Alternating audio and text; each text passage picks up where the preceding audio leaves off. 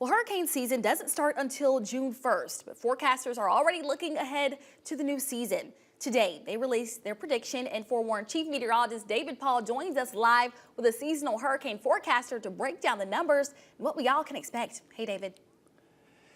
Hey, Baylor. Yeah, bottom line, get ready for a very busy season. I'm at the National Tropical Weather Conference in South Padre Island, Texas.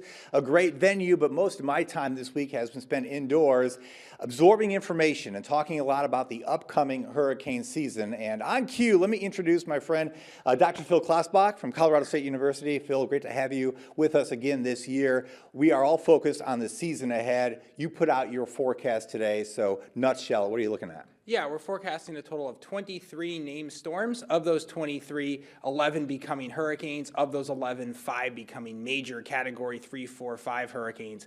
That compares with the long-term average of about 14 storms, 7 hurricanes, 3 major hurricanes. So well above average compared with the longer term. You've done this for a long time. How does this forecast compare to previous forecasts from your career and even before your career began? Yeah, so we've been issuing forecasts in April since 1995.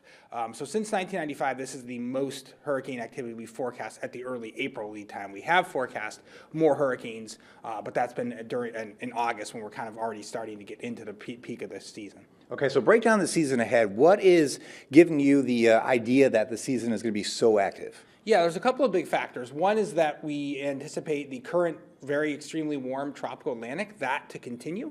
So when you have that really, really warm Atlantic, what that does is it tends to basically provide more fuel for developing hurricanes. And so that Atlantic's extremely warm. It's been very warm since last year. We anticipate that to continue.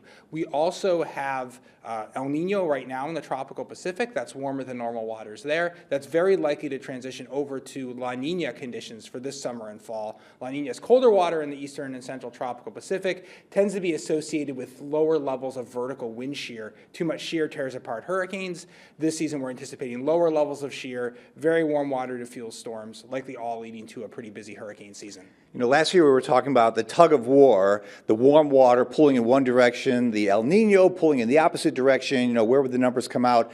You mentioned today, you know, they're both pulling in the same direction. So I noticed when you were going through your presentation that your numbers could be on the lower side. There's some potential to be even more storms than what you mentioned? Yeah, that's correct. So basically we have a variety of different models that we use to come up with our forecast, and the forecast that we put out, while extremely high, is also still below a lot of the model guidance that we have.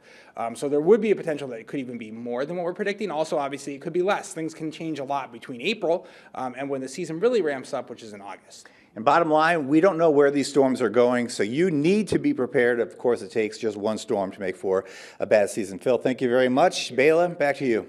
Yeah, David, continue to learn all that you can out there, and we will see you back here very soon. Thanks, David. Well, last year, the Atlantic hurricane season saw 20 named storms, 7 hurricanes, and 3 major hurricanes.